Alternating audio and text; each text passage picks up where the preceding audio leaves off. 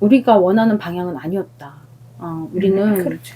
우리 얘기했던 것처럼 그 보증금을 선구제 받을 수 있는 여러 제안들을 했지만 그런 것들이 다 걸러지고 그냥 이렇게 뭐 이자 지원하고 뭐 대출해주는 선에서 머물렀다.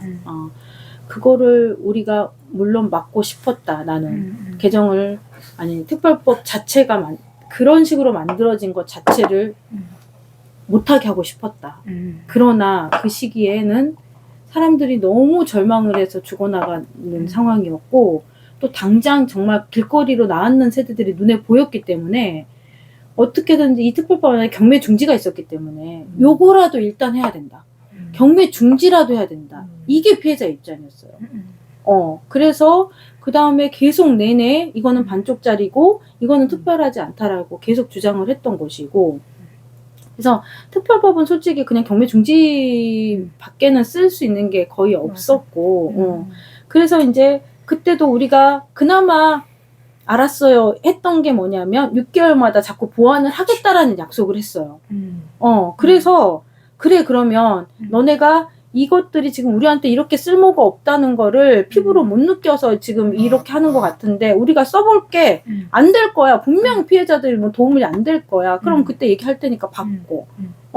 그래서 이 6개월 기간 동안에 우리가 또 여러 사례들, 왜 안 되는 사례들, 뭐 불법 건축물 사례든지 뭐 신탁이든지 뭐 여러 피해 사례들을 모아서 또 토론회를 하고 이러면서 안 되니까 바꿔달라고 얘기를 했는데 지금 6개월을 훨씬 넘겼죠. 그것을 지금 정부 여당이나 국힘에서 지금 강력히 반대를 하고 있죠. 그러니까 선고제에 이거가 선고제란 여기서 중요한 거 선고제라는 것도 난 얘기하고 싶지 않아.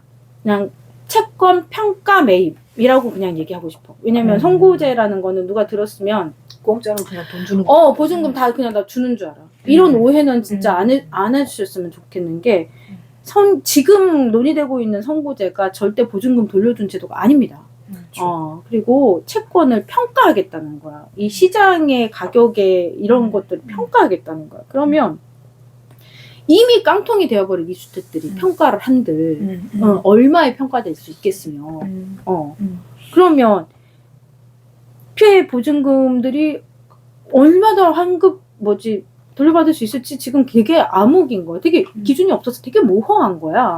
근데 법에서 얘기하는 거는 지금 개정안에 넣어놓은 거는 그래도 아무것도 못 받고 쫓겨나는 사람들 최소 30%는 인정을 해주자. 이게 지금 개정안이에요. 그러니까 대부분 그 호손이들은 이미 또 깡통을 다 전제로 한다면 최소 그냥 30% 해줄게요.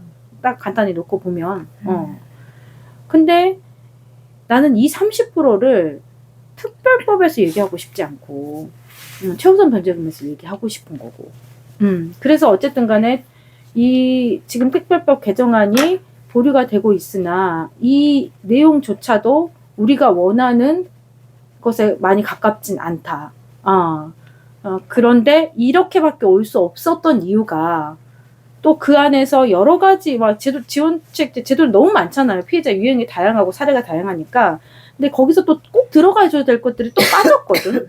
그러면 이런 것들을 왜 또 개정안에 올려놓고 그러면 할 때 제대로 하지. 왜 또 부족한 거 올려놓고 니네 그래 왜 자꾸 말을 이렇게 라고 한다면 우리가 거기까지 갈 수밖에 없었던 게 정부 여당이 너무 반대를 했다. 국힘이 너무 반대를 했다. 그래서 최대한 합의를 할 수 있는 시점에까지 올려놓다 보니까 이것도 빼야 되고 저것도 빼야 되고 이것도 빼야 되고 저것도 빼야 되고 이러니까 또 개정안조차도 지금 만족스럽지 못하다. 그러니까 무엇보다도 정부 여당의 입장을 바꿔서 피해자들한테 실질적으로 도움이 되는 피해자들한테 실질적으로 도움이 되는 그들이 원하는 방법으로 지원을 해줘야 되는 게 급하다. 그런 식으로 특별법이 논의가 돼야 되는 게 급하다. 그러니 우리가 이제 어쨌든 지금 형식상 절차상 민주당이 다수가 되거나 발언권이 높아지게 되면 우리는 민주당에게 다시 얘기를 할 거예요. 지금 있는 개정안으로는 안 된다.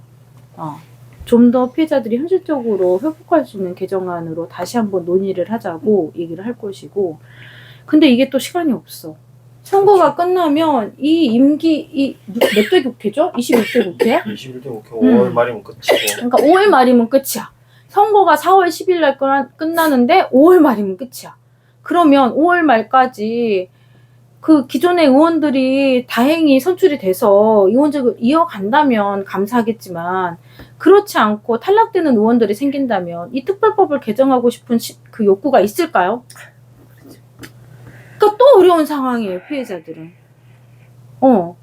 그래서 이 국토부에서 저희 피해자들을 지원해주는 의원들은 연임을 하셨으면 좋겠지만, 그게 또 결과가 어찌 될지 모르기 때문에 피해자들은 또 지금 노심초사하고 있는 거고, 어찌됐든 간에 우리는 기존의 의원들한테 적극적으로 피해자를 구제해줄 것을 요구를 하고 있고, 그래서 이제 5월 말일 안에 어찌됐든 간에 개정안은 한번 논의를 좀 더 해서 통과가 되어야 된다.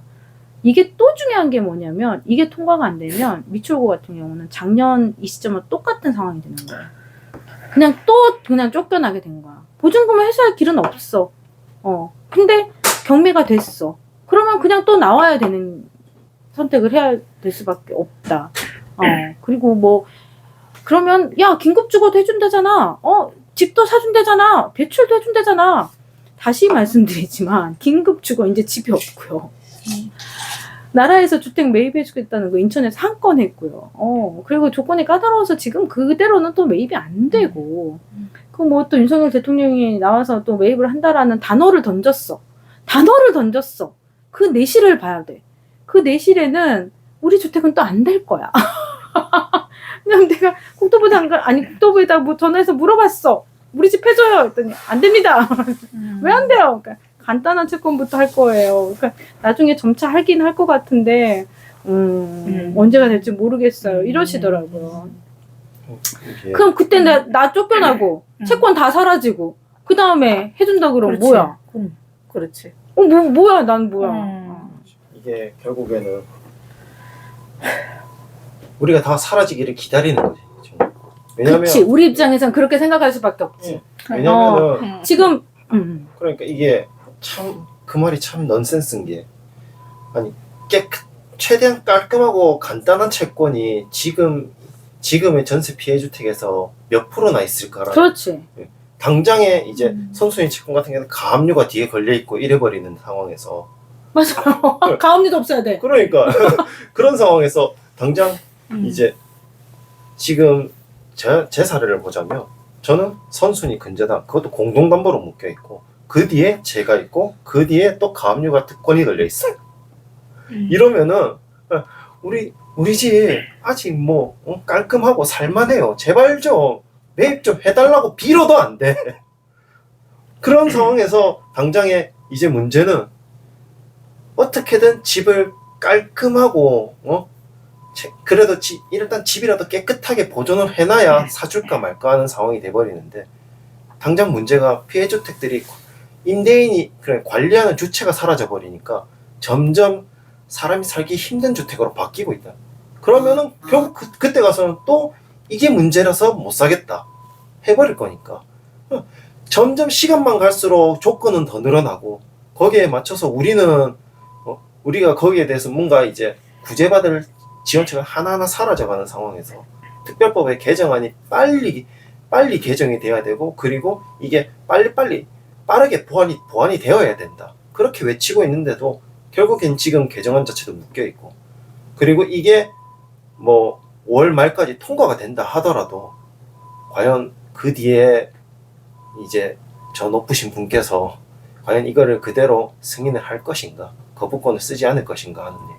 그리고 만약에 이게 이번 국회 21대 국회에서 통과가 되지 않는다 하면은 결국 22대 국회에 들어갔을 때 재논의가 들어가야 돼 버리고, 그러면은 결국에 이제 재논의가 아무리 빨리 일어난다 하더라도 7월 8월일 거잖아. 6월에 국회가 시작이니까. 그렇죠. 그러면은 거기에서 또 재논의가 되고, 그리고 법안이 발의가 되고, 다시 이제 심사가 들어갈 때까지 분명히 올해가 다 끝나버릴 거라는 거죠. 그것도 여기서 또 중요한 건 뭐냐면 재논의가 시작이 되고 국회의원들이 바뀌어버리면 모른다니까 피해자가 아니면 그러면 그 국회의원들을 또 이해를 시켜야 돼. 미치겠네. 이런 과정들을 또 다시 처음부터 시작해야 되기 때문에 시간은 하염없이 흘러갈 것이고 우리가 마냥 기다릴 수 없기 때문에 이제 지금 특별법 경매 중지 1년 다 돼가고 있어요. 그 후에 벌써 지금 법원에서 압력 들어오고 있어요. 이제 더 이상은 연기 못 해줘 이렇게 압력이 들어오고 있는 상황인데 개정이 안 된다? 그러면 없어 피해자들은 그냥 쫓겨나는 거고 그냥 각자 숨죽여 살아야 되는 거고 그러니까 그들의 인생은 없겠죠. 20, 30대 청년들이 지금 앞으로 몇 억짜리 빚을 내가 버는 족족 은행에다 갚아줘야 된다고 생각하면 그 사람들의 삶의 의욕이 생길까요? 그러면 안 된다는 거잖아. 그러니까 정부는 국민을 보호해야 될 주체고 정부는 이것들을 빨리 해결해야 될 의무가 있는데 책임과 의무가 있는데도 불구하고 이거를 지금 선거 기간 두고 쟁점으로 활용하고 있는 것 자체가 너무 화가 나고 그런데 또 우리가 이게 지금 제도를 바꿔야 되고 법을 바꿔야 되는 일이라서 정치가 아닐 수 없어요. 우리가 정치인들 같이 움직이지 않을 수가 없어. 그럼 이들이 알아서 착착착착 이건 민생이야. 너나 네가 야당이고 내가 여당이지만 우리 이런 거 떠나서 이거는 국민 전반적인 문제이기 때문에 같이 힘을 잡고 해결하자. 이래 으쌰으쌰 이게 원래 정치 같은데 전혀 그렇지 않고 있죠. 이거를 그냥 정쟁의 소재로만 삼고 있어서 나는 이 총선이 대책위가 참 입장이 어려워. 무슨 말 한마디 하기가 너무 어려워. 각자의 다른 그 정치적 성향을 가지고 있을 거기 때문에 어떤 말을 하면 또 반대 의견이 나오고 이러는 거라서 그게 되게 어려워. 근데 나는 피해자의 입장에서 이게 진짜 정치적인 소재로 활용이 안 됐으면 좋겠으나 피해자 입장에서 이건 정치예요. 정치로밖에 해결할 수가 없어. 피해자의 입장에서 어떤 방향의 그러니까 우리는 우리를 이해해주고 우리의 사정을 아는 국회의원들이 되기를 바랄 수밖에 없어. 근데 그 국회의원들이 어느 당인지가 지금 보이잖아요. 특정 당은 아니야. 그 당론 자체가 이거는 사회적 재난이 아니야. 이렇게 주장을 하고 있기 때문에 어쩔 수 없이 우리는 그 특정 당을 그 특정 당의 의원들을 뽑을 수가 없어. 그리고 피해자이기도 하지만 나는 일반 서민이기도 하고 그렇기 때문에 그럼 이 대표적인 민생을 신경 써주는 후보를 지지할 수밖에 없어.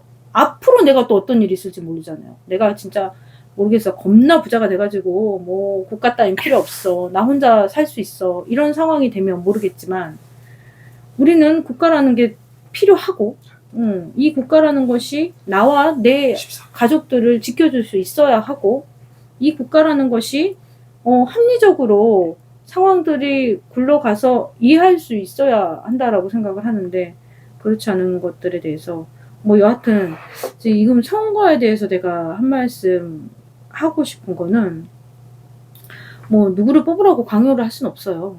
정치 견해가 다 다르기 때문에. 근데 내가 피해자가 되어보니까 민생의 얘기를 들어주는 사람들이 따로 있더라고요. 그리고 일단 얘기를 들어주고 뭔가 그래도 방법을 강구해주는 데가 따로 있더라고요. 그래서 근데 전혀 당론으로까지 이거 그냥 당론 또 그렇지 않은 당이 너무 눈에 보이고 그렇기 때문에 우리 입장에서는 우리를 대변해 줄 수 있는 사람들이 국회에 들어와야 한다.